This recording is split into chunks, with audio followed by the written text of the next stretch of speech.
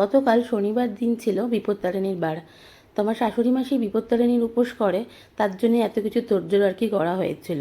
তো এখানে তো কোথাও মন্দির জানি না, কোথায় পুজো দিতে হবে বা কিছু, তাই জন্য ঘরেই আগে পুজো দিয়ে তার উপবাসটা শুরু করেছিল।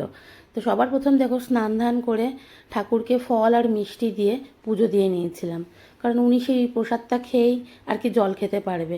তো এই পুজো টুজো দেওয়ার পর চলে গেছিলাম সোজা একদম রান্নাঘরে।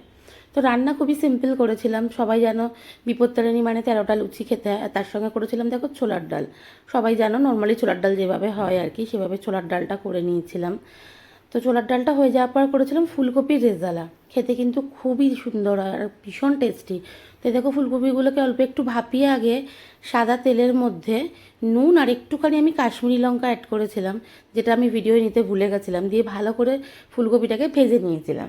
ভেজে নিয়ে ফুলকপিটা ভাজা হয়ে গেলে তুলে রেখে দিয়ে তারপরে একটু ঘি দিয়ে দিয়েছিলাম তেলেতে, আর ফোড়নে দিয়ে দিয়েছিলাম হচ্ছে গোটা গরম মশলা আর জিরে।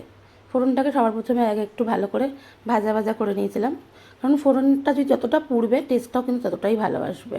এবার দেখো মশলায় দিয়েছিলাম হচ্ছে আদা, কাঁচা লঙ্কা আর পোস্ত বাটা, আর তার সঙ্গে পরে দেখো একটু আমি কাজু বাটাও অ্যাড করে দিয়েছি।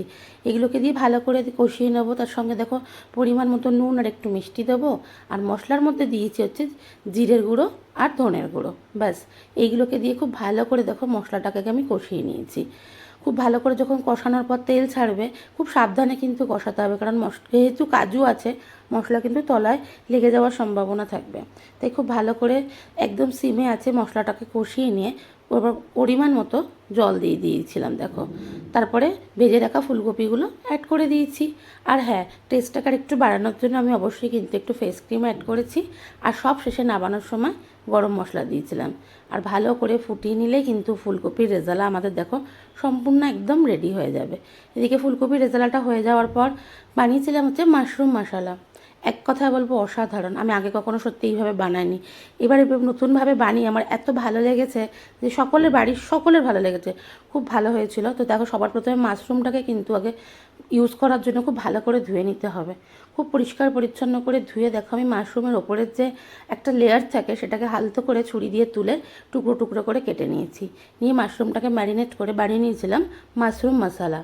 তো চলো, সব রান্নাবান্নাগুলো দেখো অলমোস্ট কমপ্লিট হয়ে গেছে। এবার আমার শাশুড়ি মাকে খেতেও দিয়ে দিয়েছি, তার 13টা লুচি, সবজি, মিষ্টি সব কিছু দিয়ে তারা আর কি উপোস কমপ্লিট করলো বিপত্তারিণীর। তো এবার রাত্রি হয়ে গেছে, আমরাও ভাবছি এবার নিজেরা সব খেয়ে দিয়ে নেব, কারণ শুভজিৎ তো বাড়িতে নেই, তাই আর বসে থেকে কোনো লাভও নেই। সে আসবেও না অফিস থেকে এখন, যে তার জন্য বসে থাকবো। তো বিমানকে দেখো সবার আগে খেতে দিয়ে ব্লগটাই তারপরে আমি আমার খাবার ভালো থেকো, সুস্থ থেকো। আবার একটা নতুন ব্লগে তোমাদের সকলের সঙ্গে দেখা হবে। তোমরা সবাই ভালো থেকো, সুস্থ থেকো। আবার একটা নতুন ভিডিও তোমাদের সকলের সঙ্গে দেখা হবে।